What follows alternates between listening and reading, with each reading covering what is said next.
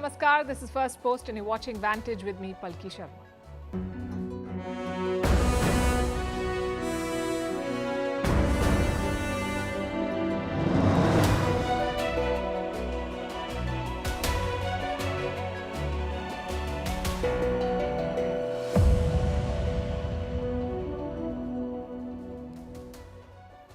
It's a day of celebration. Many of you, I'm sure, are celebrating the festival of Raksha Bandhan.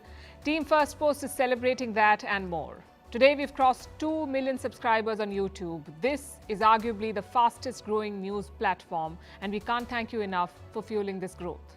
All those of you who join us every day to watch this show and more, thank you. We launched Vantage 7 months ago, and these have been some very rewarding 7 months for us. So from the entire team here, heartfelt gratitude. Now to the news, and there's a lot of it tonight. Ukraine's biggest ever attacks on Russia as Putin decides to go to China. Europe's record imports of Russian gas since the war began, so much for their sanctions and their lectures. Is India becoming more influential? Is Prime Minister Modi taking the right calls on the world stage? We'll bring you the findings of a Pew Research survey. India's moon mission has found sulfur and other elements on the lunar surface. After football, golf and Formula One, is Saudi Arabia taking over tennis? One more African country has reported a coup, why Netflix is making a pivot to gaming, and why burger joints in the US are being taken to court. All this and more coming up. The headlines first.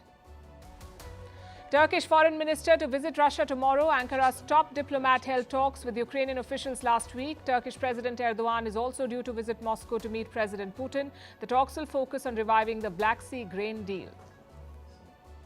Australia sets a date for a historic referendum on indigenous rights. Voting will be held on the 14th of October and it will be compulsory. It's a watershed moment in Canberra's relationship with its Aboriginal minorities.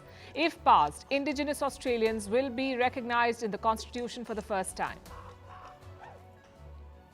Hurricane Idalia makes landfall in Florida. Hundreds evacuated, many without power. More than 800 flights have been cancelled. Some airports in the state have had to shut down operations. Idalia is the strongest hurricane to hit Florida's Big Bend region in more than 125 years.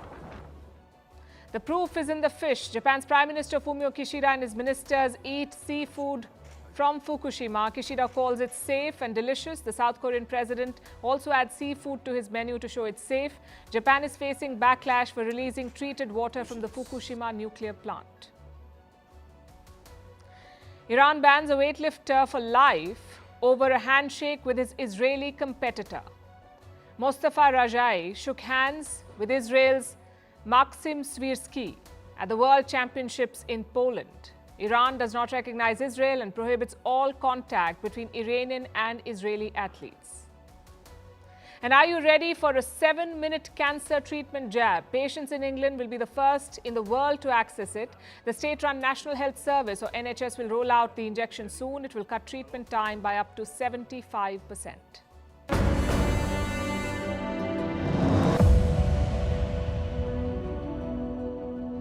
Ukraine is taking the war into Russia. Their weapons of choice are drones. Kyiv conducted fresh attacks today. Their biggest assault on Russia since the war began. Ukraine struck 6 regions in Russia, and with each strike, they're trying to break Russian defenses and penetrating deeper into Russia. In today's operation, they reached as far as 600 kilometers inside Russian territory. It was one of Ukraine's most daring missions yet. What do they hope to achieve with this? Can drones change the trajectory of this conflict? That's our lead story tonight, and we'll start with some pictures. These are from the Pskov region. Russia has an airport here. Last night, it was targeted by Ukrainians. Their drones destroyed multiple military planes. Going by one claim, 2 planes burst into flames. And what kind of planes are these? Transport planes used by the military. Pskov is nowhere close to Ukraine. It is more than 600 kilometers into Russia. It falls closer to the Estonian border. And this was not the only target. 5 more regions came under attack. Oryel, Bryansk, Ryazan, Kaluga, and the Moscow region. Russia declared that it will hit back. The actions of the Ukrainian regime will not go unpunished. Russian law enforcement structures are investigating and properly documenting all facts of shelling by Ukrainian militants of Russian regions and their other criminal actions. And they did. Moscow launched drones and missiles towards Kyiv. It was Russia's biggest bombardment in months, but it was not effective. Ukraine's air defenses managed to drown all 28 missiles fired by Russia, also 15 out of the 16 Russian drones that came their way. And yet there were casualties. At least 2 people died in Ukraine. They were struck by the falling debris. From the looks of it, this is going to get worse. So expect more attacks in the coming days. Because Ukraine's drone war is intensifying, Kyiv never takes credit for these strikes. But they never deny their involvement either. Look at this map. It shows all the drone attacks Russia has suffered till early August. A large number of them happened near the border. Now look at the southern region, that's Crimea. This year, it has witnessed a high number of drone attacks. And that's not all. Drones have also targeted the Russian capital, Moscow. Also caused damage in central Russia. These strikes are disrupting daily life in the country. It happened today in Pskov. The airport here is used for civilian flights too. All flights from this airport were cancelled today. And that's not all. 3 other airports had to be closed. Although that disruption was brief, at least 12 flights had to be diverted. And that is the idea, really, behind the use of drones. It puts pressure on ordinary Russians. Ukraine wants them to feel that the war has come to their doorstep. They want Russia to feel vulnerable. And drones prove to be effective in this pursuit. They're small, they're fast, and they can fly long distances. Plus, it seems Russian radars are unable to catch them. But that's the limited purpose they serve. Drone strikes will not lead to a Ukrainian victory. They will, at best, give them good headlines and expose the limits of Russian defenses. Off the record, Ukraine's military concedes that these attacks have a limited impact. What they do is impede Russian advances, slow down their forces, and offer a temporary advantage to Kyiv. When Moscow decides, it can muster the means to counter this. Putin has resourceful allies to fall back on, like the president of China, Xi Jinping. In fact, the Russian president is planning to visit China soon. He's got an invite from the Chinese president. In October, Xi Jinping is hosting the Belt and Road Forum, and Putin will attend the event in person. Why is this noteworthy? Because Putin has been a reclusive leader of late. Since the war began, he's traveled outside Russia only twice, once to visit Iran and the second time to some former Soviet states in Russia's neighborhood. He did not go to the BRICS summit in South Africa. He has also opted out of the G20 summit in India. In fact, on Monday, he called Indian Prime Minister Narendra Modi to inform him about this decision. Putin has not traveled overseas since March this year. That's when an arrest warrant was issued in his name. The International Criminal Court had found him guilty of war crimes. So Putin has become more selective about his travel plans. Reports say he's willing to visit only those countries where his security and safety is guaranteed. And clearly, he deems China to be safe. His last visit to China was in February 2022, less than 3 weeks before he invaded Ukraine. That's when Putin and Xi declared a no-limits partnership. A Russia-China no-limits partnership. The relationship has only deepened since then. Putin is counting on support from Xi, both for the war in Ukraine and for the Russian economy. So far, Beijing's support has been largely diplomatic. Will the October visit change this? We'll be tracking it for you.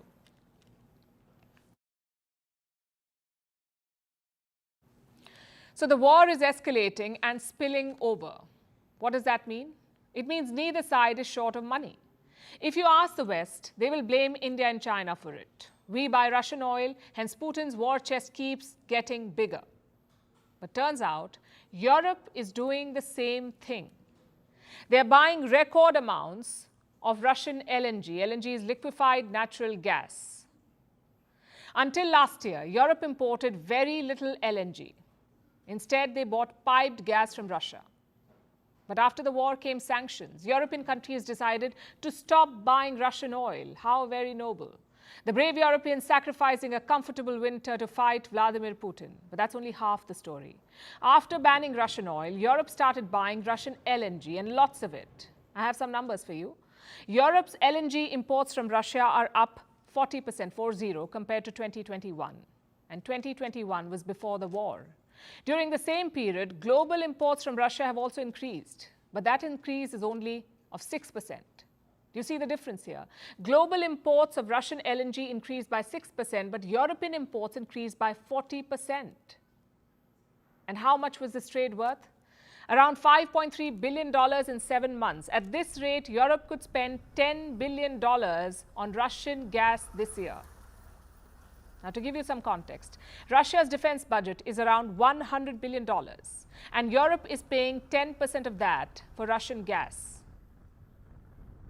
So much for sanctions. Spain, Belgium, and France are the biggest buyers. France bought around 4.5 million cubic meters of Russian LNG, Belgium 7 million, and Spain around 7.5 million.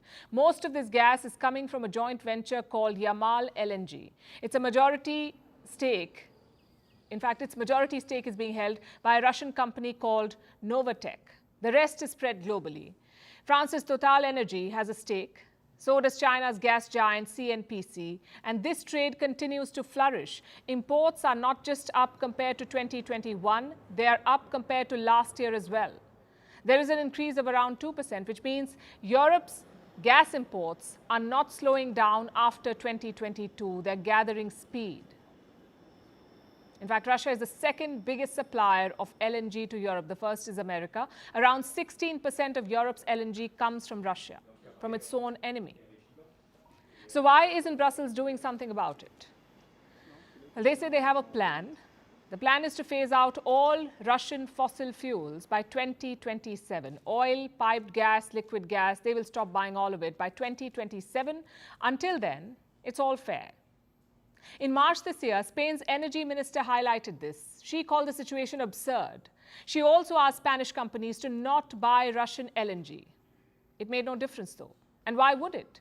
Energy companies will listen to laws. They will not listen to appeals and suggestions. So what is stopping Europe from sanctioning companies for buying Russian LNG? Just think about it. Russian oil is sanctioned. Russian coal is sanctioned. Even Russian cigarettes are sanctioned. But Russian LNG is free to use.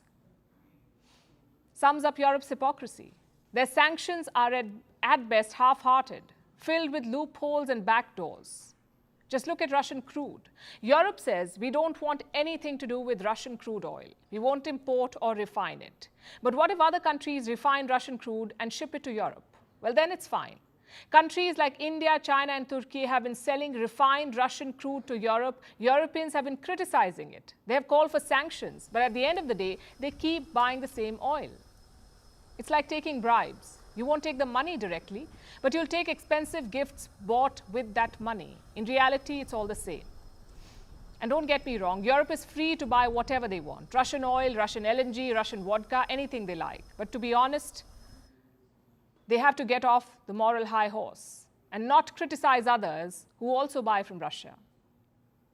You may remember what Ukraine said. It said India had blood on its hands for buying Russian oil. By that logic, doesn't Europe also have bloody hands? You can't say one thing and do the other. But that is Europe's playbook. They have promised military aid worth $28 billion to Ukraine. I know it's a lot, but at the same time, they're also spending almost $10 billion on Russian gas. They're effectively funding Putin's war. The question is why? For starters, many European countries had elections recently. European energy prices were a big issue. So banning Russian LNG may have backfired then. It could have triggered an energy crisis. But that was last year. What's stopping them now? European gas storage containers are more than 90% full, so the winter is taken care of. Yet the Russian LNG imports keep rising, and don't expect anyone to question this booming trade. Because when Europe does it, it's a strategic choice. When others do it, it's blood money.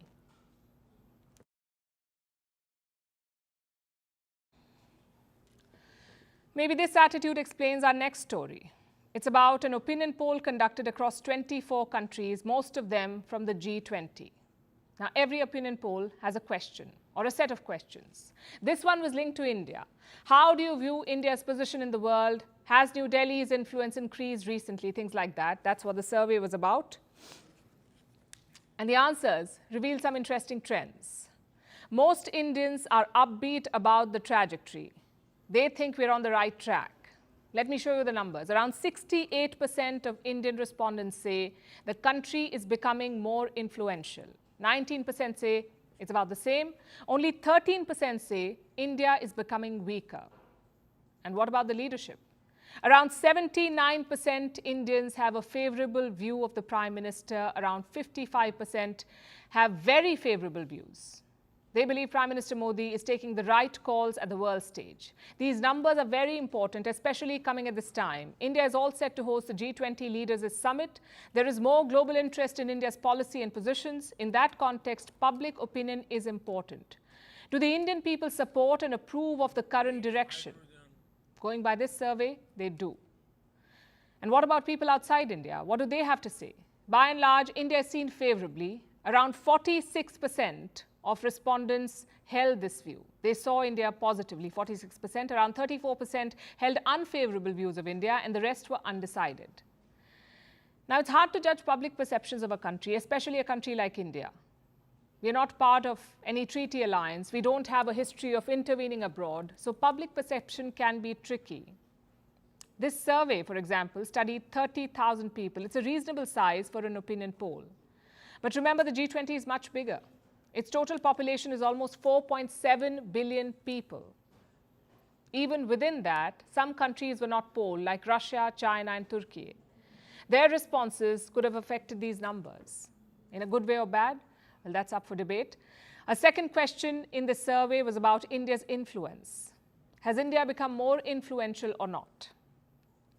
Like I said, around 68% of Indians said yes. And elsewhere, only 28%. So an overwhelming number of Indians believe their country is now more influential on the world stage. But people outside India don't agree. Now to the third important question. What do you think of the Prime Minister? This was part of the survey. Again, there is a split. 79% of Indian respondents supported him. And outside India, around 37% supported him. Now, these are the three more major questions, from the poll. If you dig deeper, some trends emerge. Like, where is India losing popularity? Europe is one place. 10 countries from the continent were part of the survey. 3 of them had more negative views of India than positive. 1 was split equally. At first look, this is not really a problem. Just 3 out of 10 countries. That could easily be a sampling error. But the devil is in the detail. In 2007, 29% of French people held an unfavorable view of India, 29%. In 2023, it has increased to 39%. Then we have Spain. In 2007, 34% of Spaniards held negative views of India, and now around 49%. In Germany, it has increased from 29 to 38%. In the UK, from 9 to 30%. In Poland, from 24 to 34%. What explains this slide for India? One reason could be the war in Ukraine. India has not condemned or criticized Russia's invasion. Most leaders in the West have accepted this, but their people, maybe not as much. Imagine you're an average citizen living in Europe. After the war, your energy bills are higher. Your inflation is higher, your government is spending more on defense than social welfare. Naturally, you would be unhappy, and perhaps some of that anger is rubbing off on India. But the problem is not just in Europe, it's also in Latin America. Mexico is the only G20 member country with a favorable view of India. In Brazil, 43% hold negative views. In Argentina, 34%. And honestly, it's a bit surprising. Brazil and India are part of the BRICS group. Argentina is joining next year. So public perception in these countries is important for New Delhi. Same with South Africa, another BRICS member. 51% respondents in South Africa shared negative views on India. And this is really surprising. We have historical ties with South Africa. This is a country that shares so many values with India. Yet the public opinion is not good. Like I said, these numbers may not be 100% accurate, but there are lessons to be learned here. Engagement and investment is important. If you invest in a relationship, it will give you dividends. Case in point, Israel. It is the country with the highest favorable outlook on India, around 71%. 71% Israelis hold a positive view of India. It's a relationship India has worked on. In 2017, Prime Minister Modi became the first Indian PM to visit the country, the first in 7 decades. We are also part of the I2U2 grouping: India, Israel, the United States, and the UAE. All of this has built public support for India. Compare this to Latin America. The Prime Minister has visited 3 countries in the last 10 years there. Only one was a standalone trip. The visit to Brazil was for BRICS. The visit to Argentina was for the G20.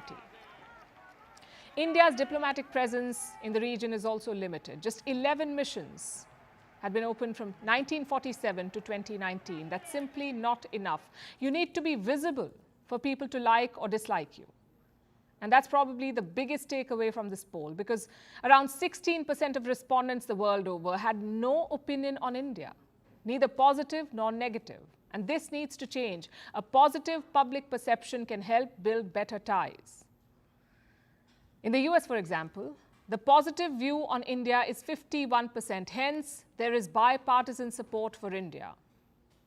So don't think people don't matter in foreign policy. And speaking of India's influence, our next story is about Chandrayaan-3. You probably remember how India scripted history last week. It became the first country to land a craft near the lunar South Pole and the 4th nation to land on the moon. Now, India has given the world an even bigger reason to moon over its lunar mission. In a first, India's moon rover Pragyan has confirmed the presence of sulfur on the lunar South Pole. It has also detected the presence of other elements like aluminium, calcium, iron, and oxygen. Why is this discovery a big deal? And what is next on the rover's mind? Our next report tells you.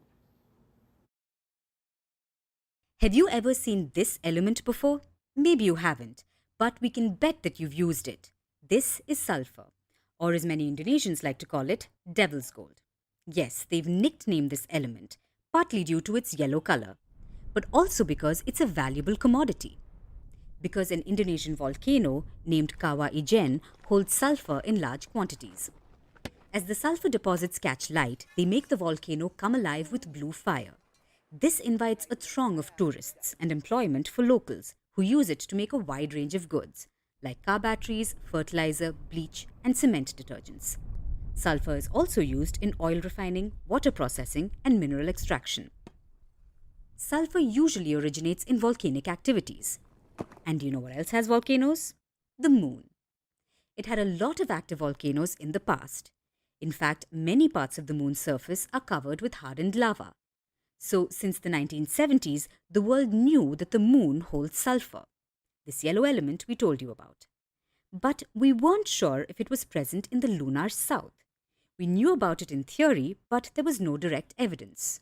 No one knew because no one had been there. It wasn't feasible to confirm this by orbiters studying the moon.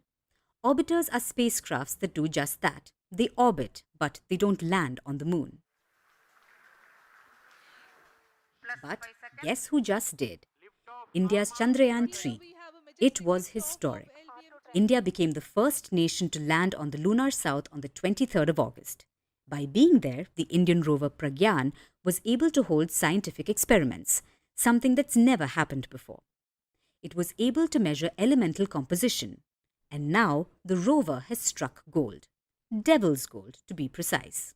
In a first, it has confirmed the presence of sulfur on the lunar south, and also detected the presence of other elements like aluminum, calcium, iron, chromium, titanium, manganese, silicon, and oxygen. Why is the confirmation of sulfur such a big deal? Because of the stories it will tell. It can reveal insights about the moon. It can tell the world a lot about the moon's formation, as well as its history and evolution. So finding sulfur is a tremendous accomplishment. Chandrayaan-3 has already achieved one of its major objectives. After all, since it landed, the rover has been hard at work. It wanted to study the composition of elements on the lunar south, and it has. But the rover isn't done yet. Since it landed, it's been moonlighting as a hydrogen hunter. Pragyan wants to investigate the presence of hydrogen on the south pole of the moon. It's looking for signs of frozen water. If found, it will be a game changer, one of the greatest discoveries in space. Why is that? Simply put, if you want to send astronauts to the moon, a place with water would be a good spot. It could also open doors to life on the moon. Humans need water to survive. Water can be used to procure oxygen, which will provide air to breathe. Water can also be used to make rocket fuel. It will help people come back to Earth or go somewhere else in the solar system. The opportunities are endless. There's no way to water down its importance. As of right now, no one knows if the rover will be successful in finding frozen water. But on Earth, we continue to look at the bigger picture. And the fact is, whatever Pragyan does up there will be historic down here. So ISRO is achieving new milestones. Saudi Arabia too is forging new paths. Tonight we'll tell you about their next big bet, tennis. Riyadh has bought rights to host a major ATP event, the finals of the men's under-21 tournament. The hosting rights are for 4 years. The tournament began in 2017 and since then only Milan has hosted it. But ATP decided to do things differently this time, and ATP is the Association of Tennis Professionals. It's one of the main governing bodies of tennis. ATP launched a bidding process. Many cities were in the running. In the end, Jeddah came out on top. We don't know the value of the deal yet, but the prize money will be hiked. Earlier, the winner took home $1.4 million. This year, the champion will get $2 million. It's an attractive proposition. More prize money will draw the players for sure. But not everyone is thrilled about it. As with any Saudi investment, this one too is not without its share of controversy. The deal is getting a mixed response. Some greats are skeptical, like Chris Evert. There were rumors that the women's championship could move to Saudi Arabia too, and this is what Chris Evert said.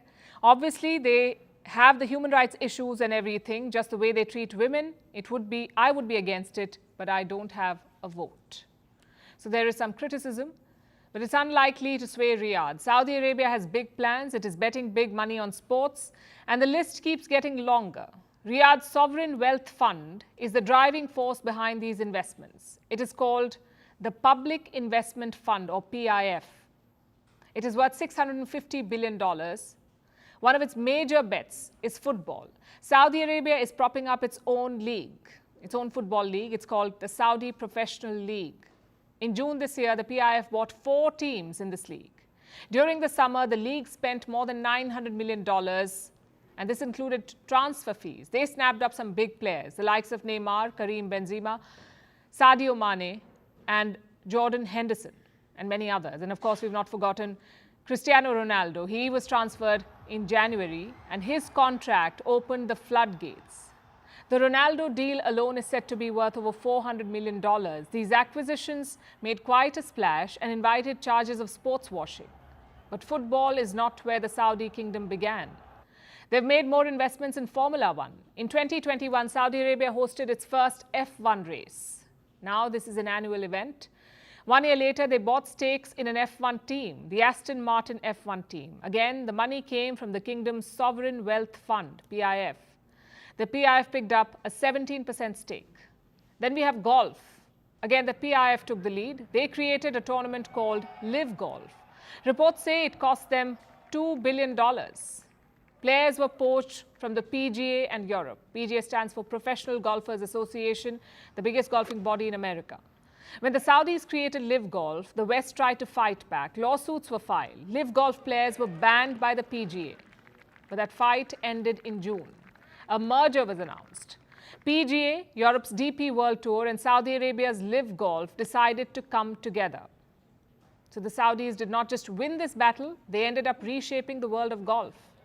And Riyadh's muscle flexing is not limited to professional sports. They're also investing in video games. And they're aggressive on this front too. So far, Saudi Arabia has invested around $7.5 billion. They've picked up stakes in leading video game companies, the likes of Electronic Arts, Activision Blizzard, and Take-Two Interactive. So long story short, Saudi Arabia is now a powerhouse in the world of sports. Critics label these investments as sports washing. They say this is a smokescreen to distract from the kingdom's human rights record. But why spend billions of dollars to fix your reputation? Because their future may depend on it. The kingdom wants to use sports as a soft power, and Saudi Arabia won't be the first one to try to do this. Others have done it before them. And this approach has its advantages. Making these bold investments, Riyadh has captured the attention of the world. Major sporting events give the kingdom an international platform, a platform to showcase their culture and tradition. Sports can also be used as a vehicle for hard power. Case in point, India. It is a major cricketing power, also a big market for the sport. And this puts India in a unique position. The BCCI can throw its weight around when it comes to bilateral matches. Like in the case of Pakistan, India does not play any match with the Pakistani team. They face off only at ICC tournaments. And that's the power of sports, really. You can use it to achieve strategic and economic goals, which is what Riyadh is chasing. And at this rate, the juggernaut is hard to stop.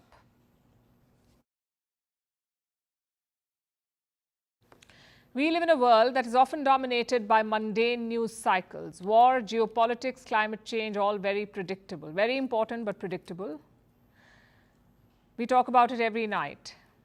But when it comes to Pakistan, headlines can often border on the absurd. Picture this: a nation on the brink of a power crisis. Citizens setting their electricity bills on fire, protests across the country, all while a pet lioness turns the streets of Karachi into her personal runway. It sounds like a bizarre tale, I know, but it played out in real life in Pakistan. It began last week.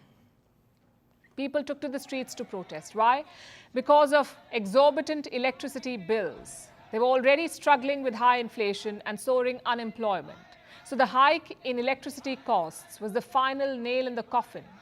Protests erupted and spread to many cities, including Karachi, Lahore, Peshawar, Rawalpindi, and Islamabad. Basically, all of Pakistan was up in arms. Some blamed the government, others set fire to their bills. Reports say power bills have doubled from May to July. They've doubled. What explains the steep rise? The IMF or the International Monetary Fund?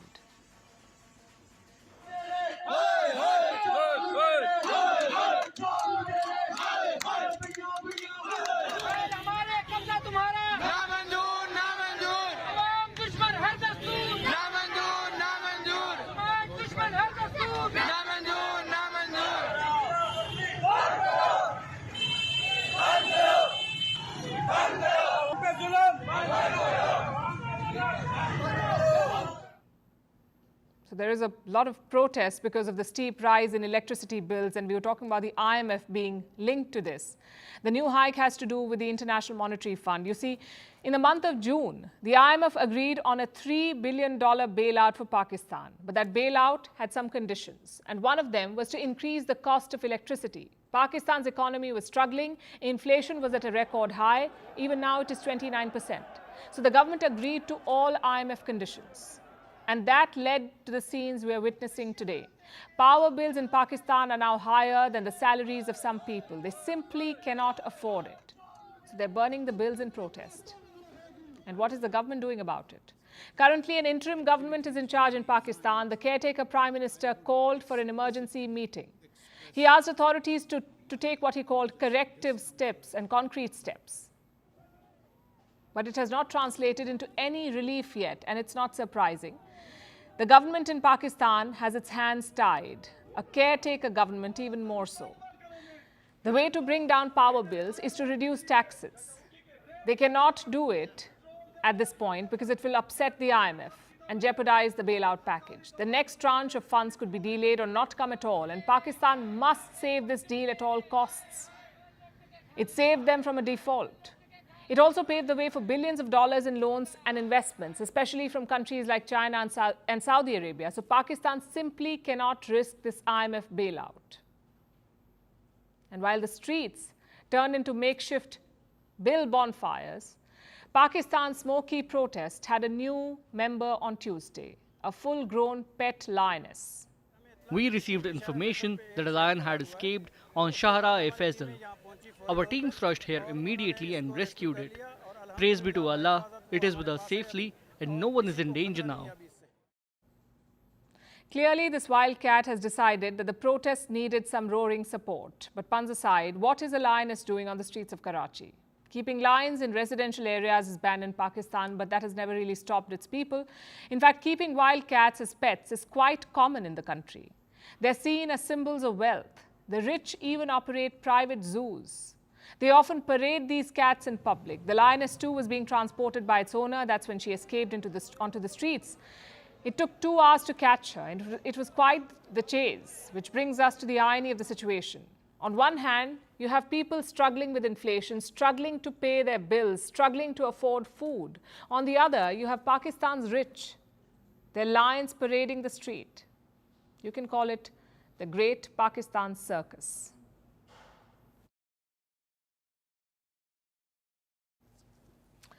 Would you play a game on Netflix? Actually, let me rephrase that. Would you play a game on Netflix, or would you watch? Did you know, in fact, that Netflix actually had games? From 2021, multiple games have been available on this platform. Now, when I say games, temper your expectations. It's not like Call of Duty or Fortnite. These are more basic games that we're talking about. You could only play these games on Netflix's mobile application. But that's about to change. The company is planning a major expansion into the world of gaming. And the reason is quite simple: to attract and retain more audience, to keep making money. Because right now, the business is a bit shaky. You see, not everyone wants to watch a movie or a TV show. Some people like to be more involved, and that's where games come in. And I know gaming consoles have existed for a long time, like the PlayStation or the Xbox, but these tend to be expensive. Netflix, on the other hand, is a subscription. It's like a 2-in-1 deal. You get TV shows and also games. And this month, the company rolled out their first public tests. A few subscribers in the US and Canada got access to Netflix games on TV. These are cloud streaming games. And what does that mean? It means you don't have to download the game. The files will remain in some data center far away. You can stream the game online, like you do with any content on OTT. You don't have to download it to consume it. Other big players have tried cloud gaming before. Google had something called Stadia. It was so bad, they ended up canceling it. Amazon had something called Luna. Again, not a big success. So what makes Netflix think that they can succeed where Google and Amazon failed? 2 things. 1, Netflix has some good exclusive properties. I'm talking about shows. Cult favorites like Stranger Things or Queen's Gambit. Imagine creating a game based on these shows, or linking the game to storylines on the show. Would you play it then? Maybe the die-hard fans will. In fact, Netflix is already making a show based on the Queen's Gambit. It's a chess simulator game. The second factor is necessity, because Netflix does not have an option. Look at their recent performance. The platform added around 6 million subscribers in the last quarter. Very impressive. But the profits are not matching up. Netflix posted $1.5 billion in profits, which is just 2.7% more than the year before. For an industry leader, that's not enough. And it's not just Netflix. Disney, for example, is even worse. The company is being sued for misleading investors on losses. They reported around $3.7 billion in losses last year. And if that was misleading, $3.7 billion, you can imagine the real damage. The fact is, streaming has its own problems. Its rise during the pandemic was unprecedented, but sustaining that has been tough. Which is why most OTT giants have increased prices. Netflix, Peacock, Hulu, HBO, all of them have made ad-free subscriptions more expensive. But there is a downside to this strategy. You could drive people away from the platform. So streaming giants need to diversify. They can't keep running shows into double-digit seasons. You need something more. Enter games. Netflix already offers around 70 of them on mobile apps, 70 games, 70. But like I said, these are basic ones. They won't attract the hardcore gamers. But maybe that's the plan. The likes of Google and Amazon invested millions in cloud gaming. Their bet was huge, so was their fall. In contrast, Netflix is starting on a smaller budget, smaller games, and smaller marketing push. Whether it works or not could define the next chapter of streaming.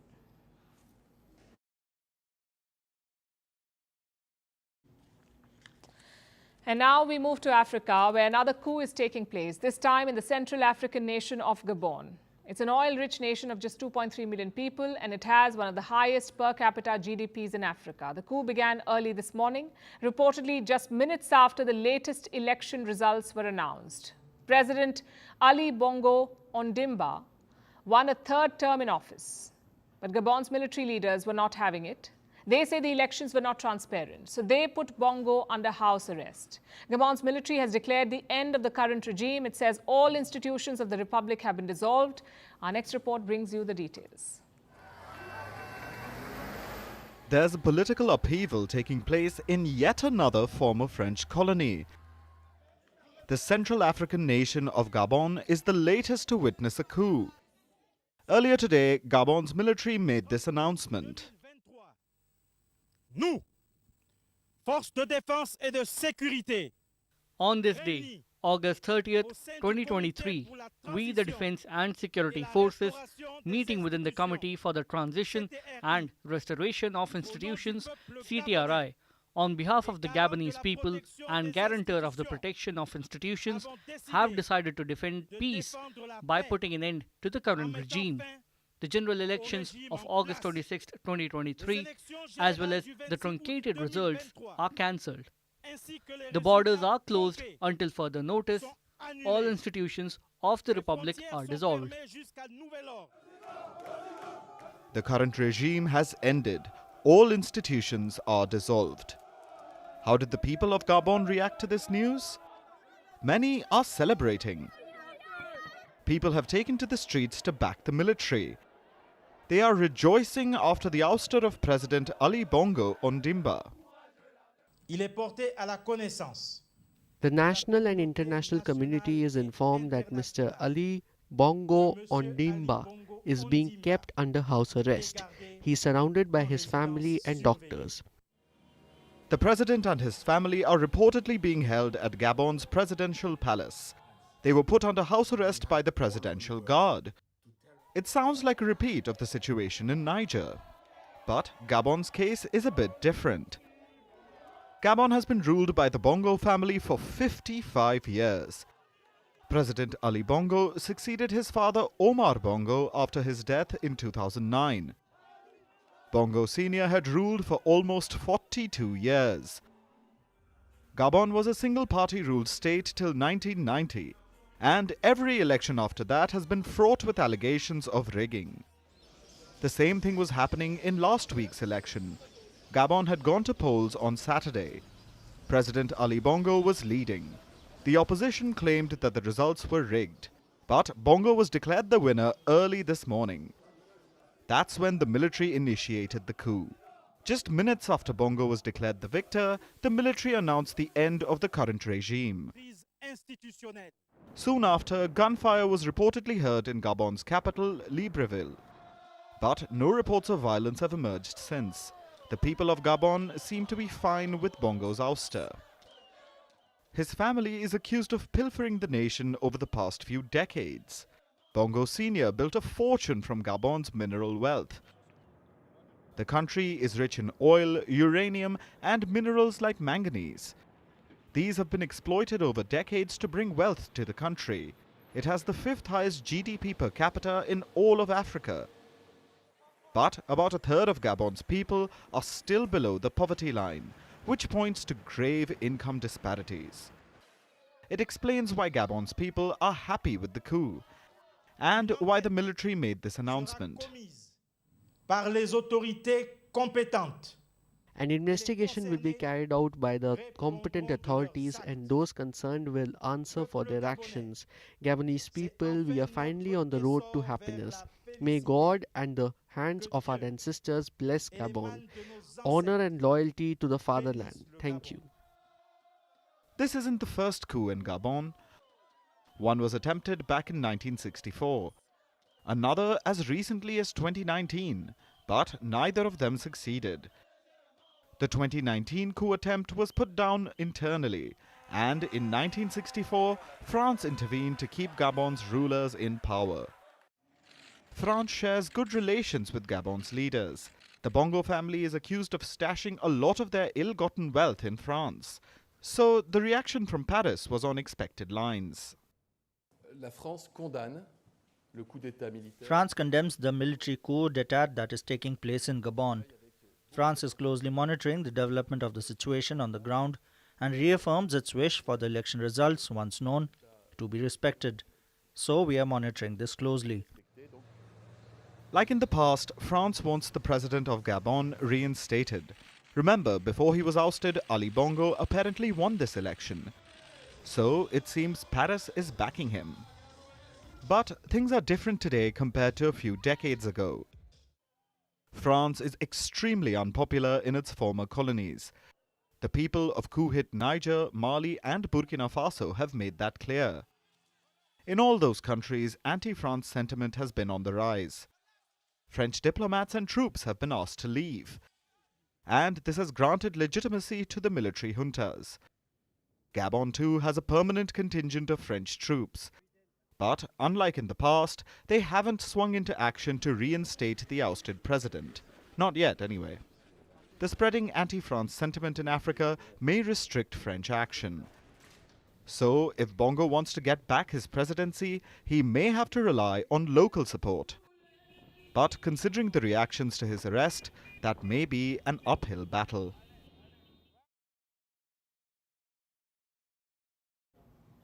Have you ever felt the sting of betrayal in a relationship? Have you been backstabbed by someone you considered a friend?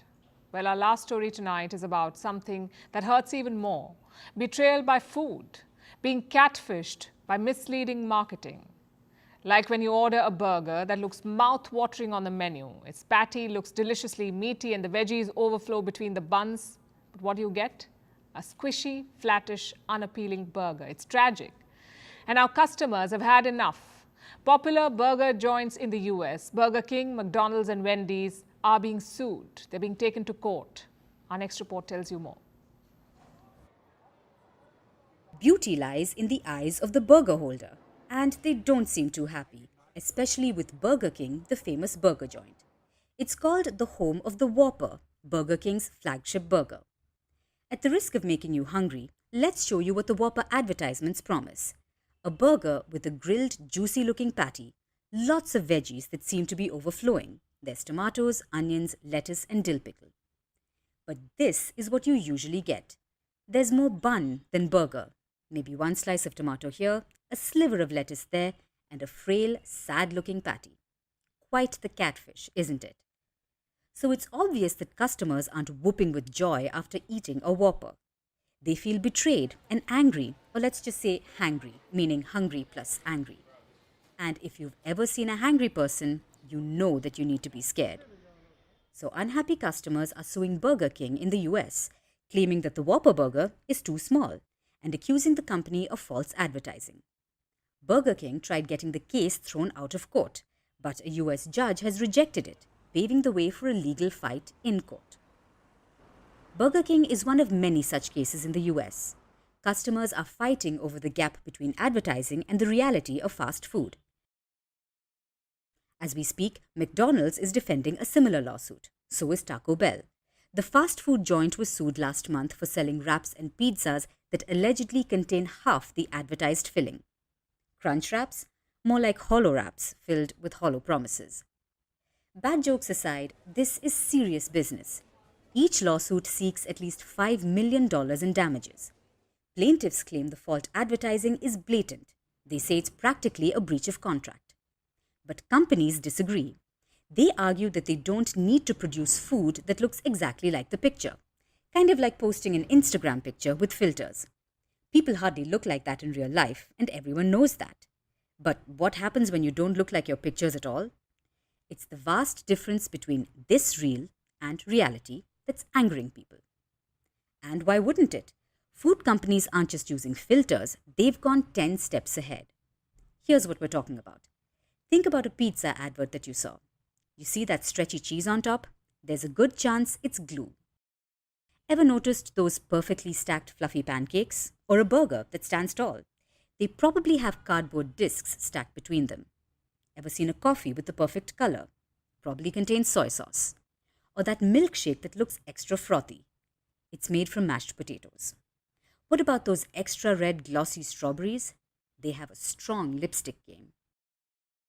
Basically, most of food advertising is deceitful and downright fake. Behind food photos is a stylist whose job is to trick the viewer. They go to extreme lengths to make the food look delicious, and reality is no match for them. The result is betrayed customers. So companies catfishing their consumers, be warned. Hangry customers and empty stomachs would hit firms where it hurts the most, their deep pockets. Eat home food. And now it's time for Vantage Shots, images that tell the story. In Madrid, thousands call for the resignation of Spanish football chief Luis Rubiales. Rubiales kissed Spanish national star Jenny Hermoso without her consent at the Women's World Cup final. Meanwhile, Spain is painting the town of Bunol red. The city marked the annual Tomatina festival, where revelers threw tomatoes at each other. And the month of August began with a bright supermoon. It is ending the same way as another one lights up the night sky tonight. This is the last super blue moon until 2037, so catch it while you can. And finally, we're taking you back in history. On this day in 1967, the US Senate confirmed the appointment of Thurgood Marshall to the US Supreme Court. He became the first African-American justice in the top court. We're leaving you with that. Thanks very much for watching. We'll see you tomorrow.